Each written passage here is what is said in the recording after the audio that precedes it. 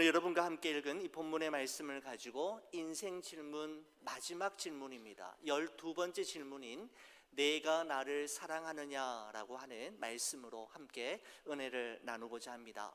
2022년 새해를 시작하면서 우리는 인생 질문이라고 하는 큰 주제를 가지고 모두 11개의 질문들을 살펴보았습니다. 이러한 질문들이었습니다. 너희는 나를 누구라 하느냐? 너희 믿음이 어디 있느냐? 그 아홉은 어디 있느냐? 아직도 깨닫지 못하느냐? 너희도 가려느냐? 너희 생명이 무엇이냐? 내가 어찌하여 여기 있느냐? 여호와의 손이 짧으냐? 여호와의 산에 오를 자가 누구인가? 내가 어떻게 읽느냐?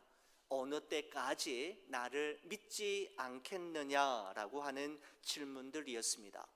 일방통행식 주입 교육을 받으며 자라온 우리 기성세대들에게 질문을 하는 것도 질문을 받는 것도 정말 부담스러운 일이지만 질문은 아무런 검증 없이 당연하게만 생각했던 모든 것들을 다시금 생각하게 만들고 쉬지 않고 앞만 보면서 달려온 우리의 삶을 잠시 멈추고 우리를 성찰하게 함으로써 우리 자신을 거울 앞에 서게 하는 유익한 도구임에 분명합니다.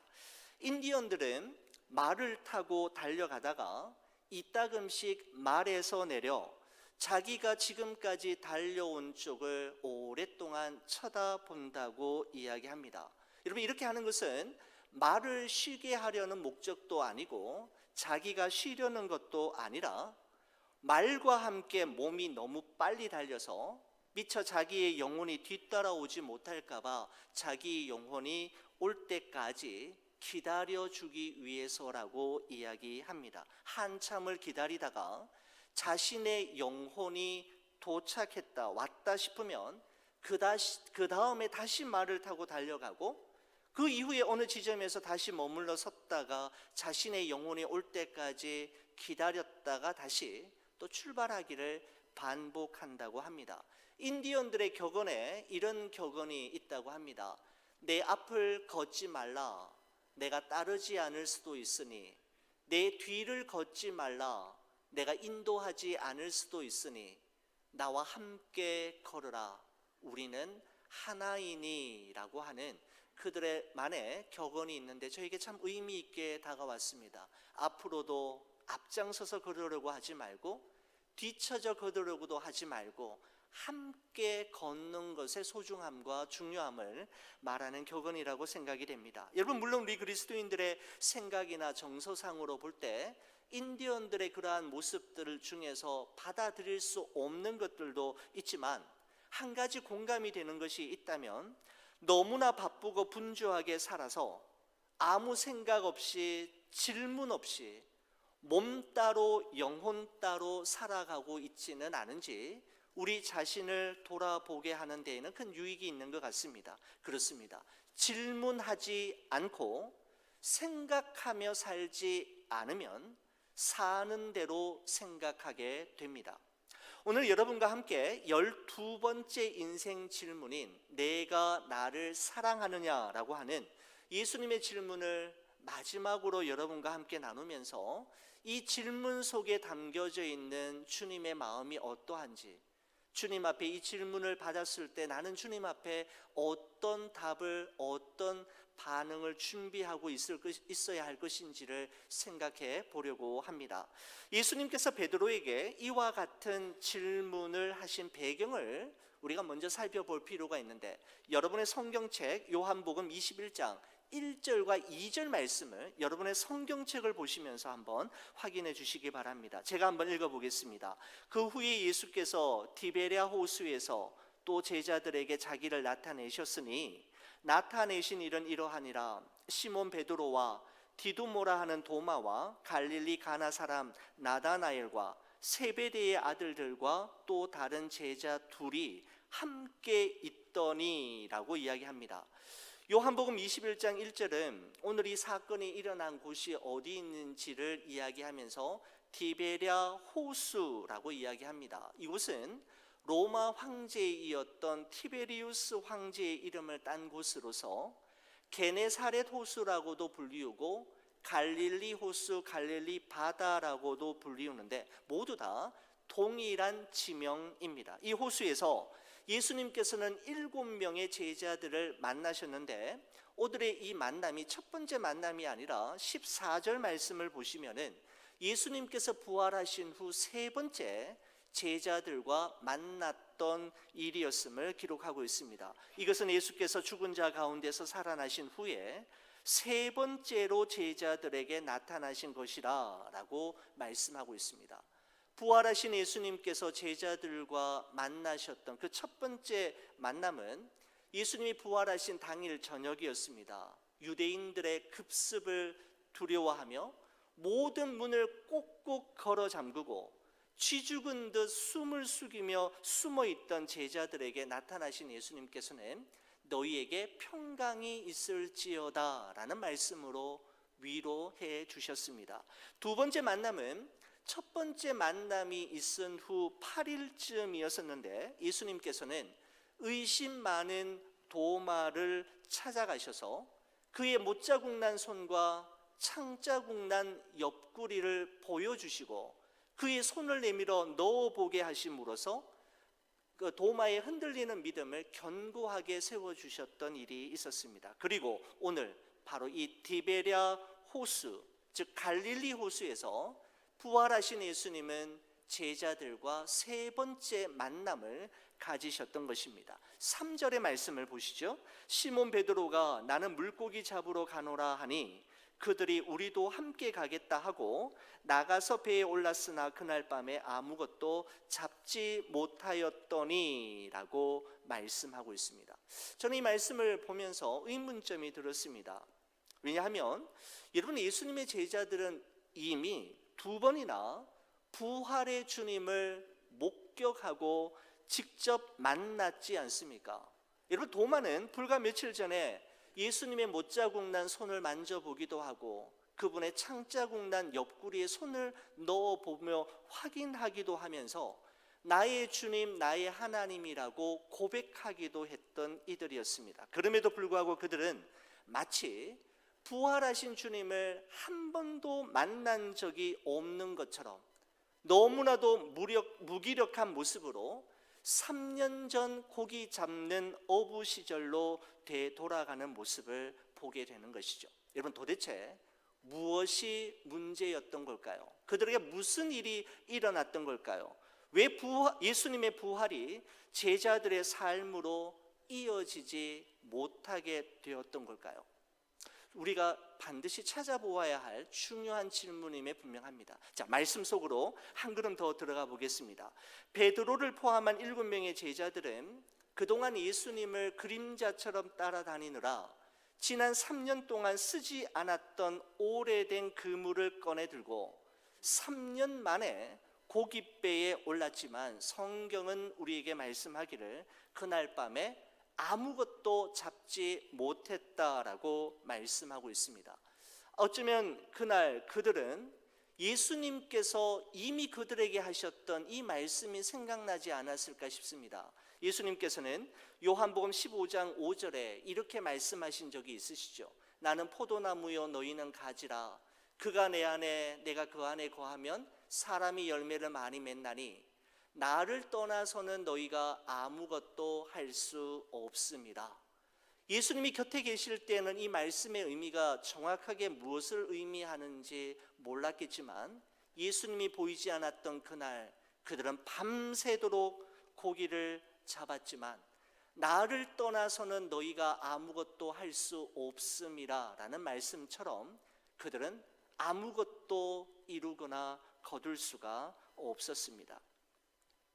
여러분 이처럼 만선에 부푼 기대감이 물거품처럼 사라져 버리는 순간 저 멀리서 이 제자들을 향해 들려오는 소리가 있었습니다. 5절과 6절의 말씀을 여러분 성경책에서 한번 보시기 바랍니다. 예수께서 이르시되 얘들아 너희에게 고기가 있느냐? 대답하되 없나이다. 이르시되 그물을 배 오른편에 던지라. 그리하면 잡으리라 하시니 이에 던졌더니 물고기가 많아 그물을 들 수 없더라라고 말씀하고 있습니다. 여러분 한번 생각해 보십시오. 이 제자들은 물론 지난 3년 동안 그물을 한 번도 던져본 적이 없었고 고깃배를 타본 적도 없었지만 이들은 갈릴리에서 잔뼈가 굵은 베테랑 어부로서 물고기 잡는 일에서만큼은 타의 추종을 불허할 만큼의 전문가들이었습니다. 여러분, 그들이 밤새도록 그물을 던질 때 예수님 말씀처럼 배 오른편에는 한 번도 그물을 던지지 않았을까요? 배 오른편으로만 그물을 줄곧 던지다가 예수님이 말씀하시는 순간 생각이 나서 배 오른편에 그물을 던졌더니 153마리의 큰 물고기가 가득히 잡혔던 걸까요? 그렇지는 않았을 것입니다. 그 7명의 제자들은 그날 밤새도록 배 오른편과 배 왼편을 번갈아 가면서 그물을 던졌지만 한 마리의 고기도 잡지 못했던 것입니다. 그러나 자신의 생각과 판단을 잠시 유보하고 일평생 온몸으로 습득한 고기 잡는 노하우를 내려놓고 예수님의 말씀에 순종했을 때 갈릴리 호수는 놀라운 기적의 현장으로 될 수 있었고 제자들의 빈 배와 빈 그물은 153마리의 큰 물고기로 가득 채워질 수 있었습니다. 그렇습니다. 빈 무덤이 부활하신 주님을 증명하는 증거물이 된 것처럼 빈 배와 빈 그물 역시 부활하신 주님이 그들과 함께 할 때 어떤 일이 일어날 수 있는지를 확실하게 보여주는 증거물이 되었던 것입니다. 여러분, 한편 이 놀라운 기적이 예수님으로 말미암아 일어나게 되었다라는 사실을 알게 된 베드로는 급히 바다로 뛰어내려 예수님이 계신 육지로 올라가게 되죠. 육지에 도착했던 베드로의 눈에 가장 먼저 들어온 3가지가 있었음을 요한복음이 우리에게 말씀하는데 9절의 말씀입니다. 여러분 화면을 한번 보십시오. 이렇습니다. 육지에 올라보니 숯불이 있는데 그 위에 생선이 놓였고 떡도 있더라 라고 되어 있습니다. 3가지 소품이 나옵니다. 예수님이 베드로를 비롯한 제자들을 위해서 친히 준비하신 3가지 소품이 나오는데 숯불과 생선과 떡이었습니다. 여러분 이 3가지 소품은 예수님께서 제자들을 위해 분명한 무엇인가를 가르쳐 주시고 전달하시기 위한 의미와 메시지가 있는 소품이었습니다. 여러분 먼저 예수님께서는 숯불을 피워서 준비하셨습니다. 밤새 고기를 잡느라 심히 피곤하고 허기진 베드로였지만 생선과 떡보다 베드로의 시선에 먼저 들어온 것은 숯불이었습니다. 여러분 그래서 요한복음의 저자인 사도 요한도 생선과 떡을 언급하기 전에 숯불이라는 단어를 먼저 사용하면서 문장의 앞쪽에 배치하고 있는 것을 볼 수가 있습니다. 9절을 보십시오. 육지에 올라보니 숯불이 있는데 그 위에 생선이 놓였고 떡도 있더라라고 되어 있습니다. 생선과 떡을 이야기하기 전에 요한은 의도를 가지고 예수님의 의도를 파악했던 요한은 숯불을 먼저 언급하였던 것입니다. 여러분 이 숯불이라고 하는 단어는 요한복음에 딱 2번 등장합니다. 오늘 본문 말씀인 요한복음 21장 9절에 한번 등장하고요. 또 한 번은 요한복음 18장 18절에 등장하게 되는데 당시 로마 군병에 의해 겟세마네 동산에서 체포되신 예수님께서는 재판을 받기 위해 끌려가시는데 끌려가는 예수님의 뒤를 멀찍이 따라갔던 베드로가 있었습니다. 그 베드로가 대제사장의 뜰 안으로 이동했을 때 그 뜰 안에 무엇이 피워져 있었느냐 하면 숯불이 피워져 있었습니다. 요한복음 18장 18절 말씀에 보면 이렇습니다. 그때가 추운 고로 종과 아랫 사람들이 불을 피우고 서서 쬐니 베드로도 함께 서서 쬐더라 라고 되어 있습니다. 여기 보시면은 개역 개정에 불을 피우고 라고 되어 있는데, 여기서 사용되고 있는 불이 바로 요한복음 21장 9절에 사용되고 있는 숯불이라는 단어와 동일한 헬라어 단어 안뜨라키아라고 하는 단어를 쓰고 있습니다. 그 불이 바로 이 불임을 요한은 정확하게 지적하고 있는 것이죠. 바로 그 숯불을 사이에 두고 숯불 너머에 있는 예수님의 시선과 베드로의 시선이 마주치는 장면을 여러분 한번 생각해 보십시오. 아마 그 숯불 앞에서 예수님의 시선을 보는 순간 베드로는 얼마 전 예수님을 부인하며 저주했던 대제사장의 뜰에서의 사건이 분명 기억났을 것입니다. 예수님께서는 숯불을 준비하셨을 뿐만 아니라 생선과 떡을 준비하셨다라고 기록하고 있습니다. 여러분, 베드로는 숯불을 본 후에 생선과 떡을 보는 순간 요한복음 6장에 기록되어진 오병이어의 사건이 기억났을 것입니다. 예수님께서 보리떡 5개와 물고기 2마리, 떡 5개와 생선 2마리로 5,000명을 먹이시고 12광주리를 남기시는 기적을 행하는 그 역사적인 사건의 현장에 베드로가 거기 있었지 않습니까? 어느 누구보다도 자신의 스승인 예수님에 의해 이루어지는 이 놀라운 일들로 인해 들떠 있었고 흥분하며 감격을 금할 수 없었을 것입니다. 여러분, 그러나 예수님께서 그곳에 모인 많은 자들에게 오병이어가 무엇을 의미하는지에 대해서 설명하자 백성들은 수근수근거리기 시작했습니다. 말씀이 너무 어려워 누가 알아들을 수 있단 말인가 라며 수근수근거리기 시작했고, 그곳에 모인 사람들은 하나둘 흩어지기 시작했고 마침내 12 제자들만 남게 되었지요. 그때 예수님께서 제자들에게 물으셨습니다. 너희도 가려느냐? 물으셨을 때 베드로가 이렇게 고백했습니다. 주여, 영생의 말씀이 주께 있사오니 우리가 누구에게로 가오리까? 라고 고백을 했습니다. 예수님의 곁을 어떠한 순간에도 떠나지 않겠노라고 호언장담을 했던 것이죠. 바로 그 베드로가 예수님의 수제자로서의 진면목을 보여주어야 할 결정적인 순간에 예수님을 부인하고 멀리 도망쳐 버렸던 것입니다. 숯불, 생선 그리고 떡을 보는 순간 베드로는 민망함과 죄송함, 죄책감으로 고개를 들 수 없었을 것입니다. 그가 예수님 앞에 얼마나 큰 죄인이었는지를 깨달으며 다시금 고개를 숙일 수밖에 없었을 것입니다. 그렇게 고개를 떨군 채 아무 말도 하지 않고 침묵의 시간이 흐르고 있던 어느 지점에 예수님께서 베드로에게 건네신 말씀은 이것이었습니다.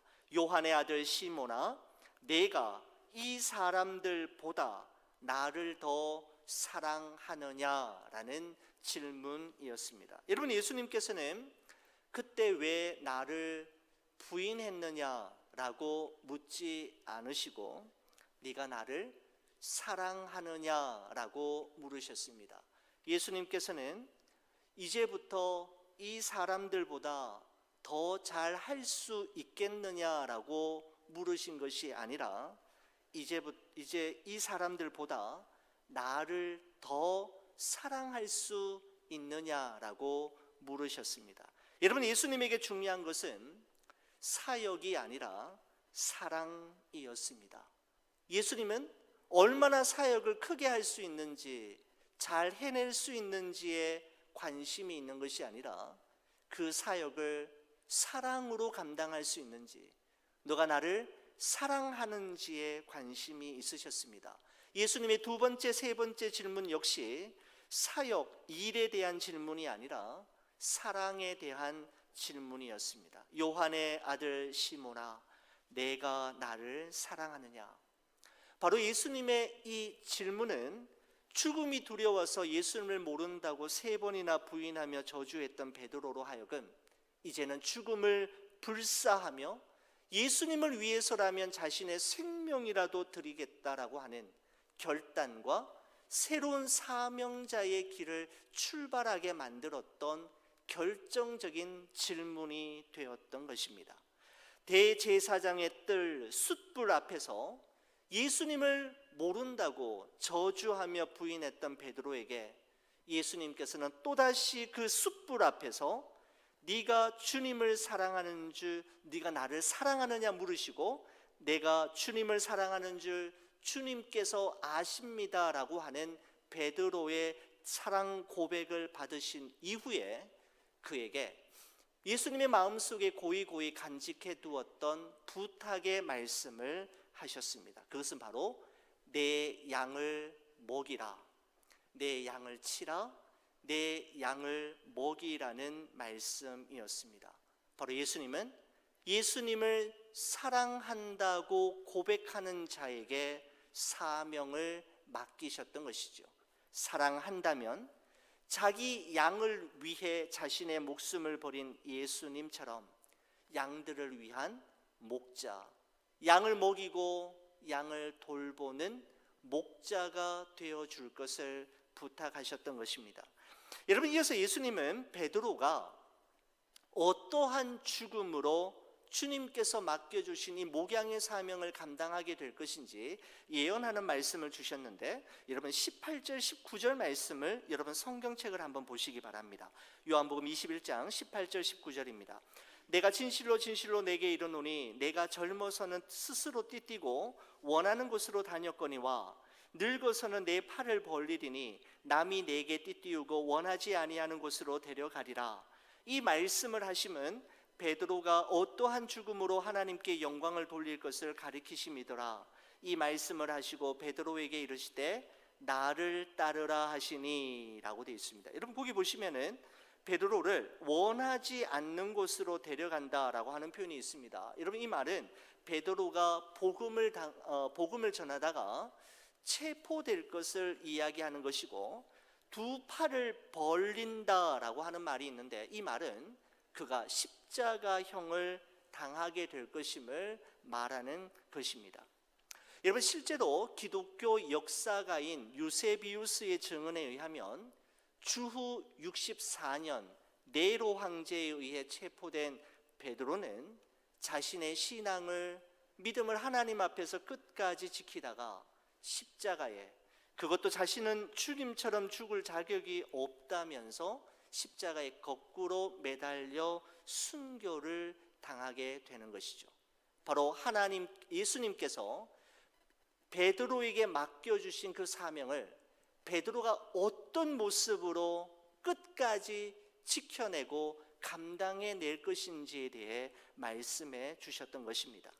예수님께서는 내가 젊어서는 스스로 띠띠고 원하는 곳으로 다녔거니와 늙어서는 남이 내게 띠띠우고 원하지 아니하는 곳으로 데려가리라고 하셨습니다. 여러분 이것은 바로 성숙한 믿음이 어떤 믿음인지를 우리에게 말씀해 주는 구절이라고 생각이 됩니다. 성숙한 믿음이란 내가 주도하는 것에서 주님께 의존하는 것을 의미합니다.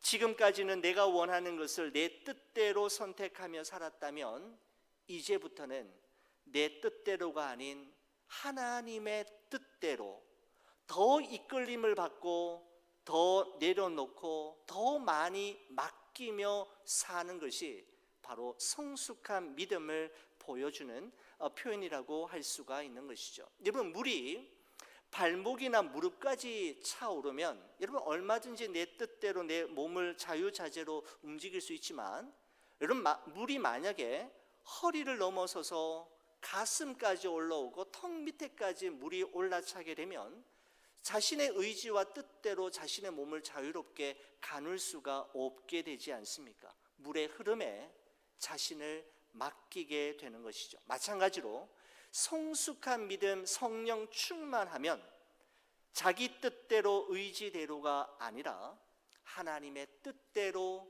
그분의 의지대로 삶을 살게 되는 것입니다. 진짜 신앙생활은 내가 이끄는 삶, 내가 주도하는 삶이 아니라 주님에 의해 이끌림을 받는 삶, 주도되어지는 삶을 살아가는 것임을 우리가 꼭 기억해야 합니다.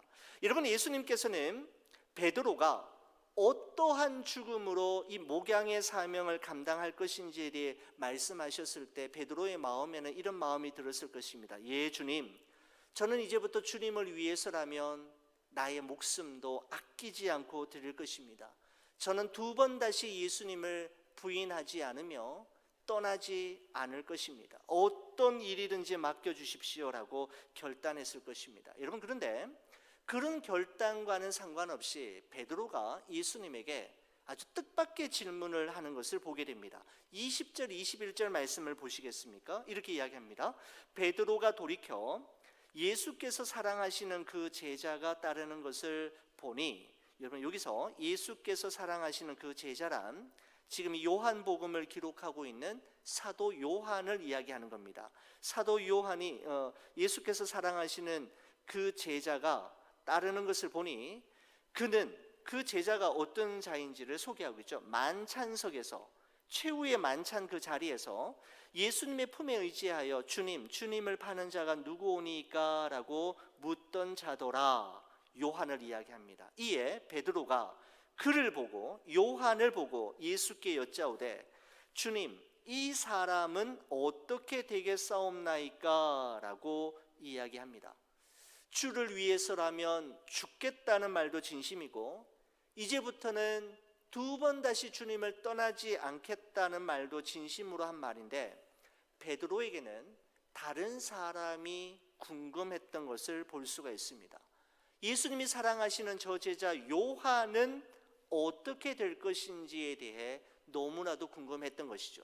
본인은 주의 복음을 위해 순교를 당하게 될 것인데 저 사람은 어떻게 됩니까? 저 요한은 어떻게 됩니까? 라고 이야기했던 것입니다. 바로 베드로에게는 평상시에도 자기 자신을 남들과 비교하는 습관이 있었습니다. 여러분 기억하십니까? 예전에 예수님께서 제자들에게 너희들이 다 나를 버리고 떠날 것이다 라고 하셨을 때 베드로는 다른 제자들은 주님을 다 버릴지라도 나는 주님을 버리지 않겠습니다 라고 말하면서 다른 제자들과 비교하면서 상대적인 우월감을 가졌던 적이 있었죠. 지금 베드로가 그런 겁니다. 본인은 주의 복음을 위해 주님을 떠나지 않고 자신의 목숨을 버려 순교당할 것인데 좋습니다. 그런데 저 사람 요한은 어떻게 될 겁니까? 어떻게 됩니까? 라고 주님께 물었던 것이죠. 그때 예수님께서 22절에 이렇게 말씀하십니다. 예수께서 이르시되 내가 올 때까지 그를 머물게 하고자 할지라도 내게 무슨 상관이 있느냐? 너는 나를 따르라 하시더라 라고 말씀하고 있습니다. 그것이 너와 무슨 상관이 있느냐? 요한이 어찌 되든지 상관하지 말고 너는 너의 길을 걸어라. 하나님께서 너희에게 맡겨주신 그 사명의 길을 다른 사람과 비교하고 다른 사람과 견주어서 우월감과 열등감 느끼지 말고 너는 너의 길, 하나님께서 이끄시는 그 사명의 길을 끝까지 걸어가라고 말씀하시는 것입니다. 그렇습니다.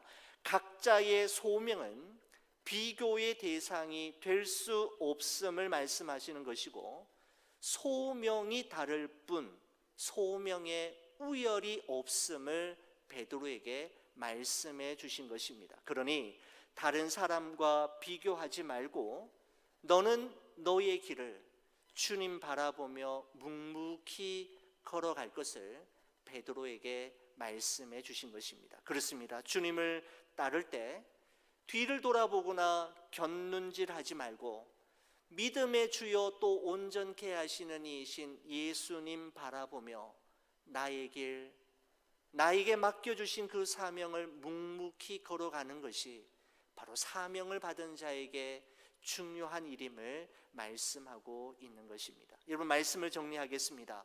부활의 능력이 제자들의 삶을 변화시키고 예수님을 따르는 진정한 제자의 삶을 살도록 하기 위해서는 그들은 예수님의 이 질문을 반드시 통과해야만 했고 이 질문에 대답해야만 했습니다. 그 질문은 네가 나를 사랑하느냐라는 질문이었습니다. 사랑하는 자에게 사명을 맡기시고 그 사명을 사랑으로 감당해 주기를 예수님은 원하셨던 것입니다. 사역보다 더 우선시되는 것은 사랑임을 말씀하신 것입니다. 사랑하는 우리 교회 여러분, 이 시간 인생 질문 마지막 12번째 질문을 여러분과 함께 나누고 이 주제를 마치면서 우리 주님은 동일하게 여러분과 저에게도 물으십니다. 내가 나를 사랑하느냐? 예수님의 이 질문 앞에 우리는 반드시 대답해야만 합니다. 내가 주님을 사랑하는 줄 주께서 아시나이다 라고 고백했던 베드로처럼 우리도 이 질문 앞에 우리 자신만의 사랑 고백을 예수님께 드릴 수 있어야 합니다. 바로 그 대답이 우리를 살릴 것이고 그 대답 이후의 삶을 바꾸어 놓을 것이기 때문입니다. 무슨 일을 행하든 주의 사랑으로 그 일을 감사함으로 감당하시고 의무감이 아닌 사명감과 사랑하는 마음으로 예수님을 따르는 우리 좋은 비전교회 모든 성도님들 되시기를 주의 이름으로 간절히 축원을 드립니다.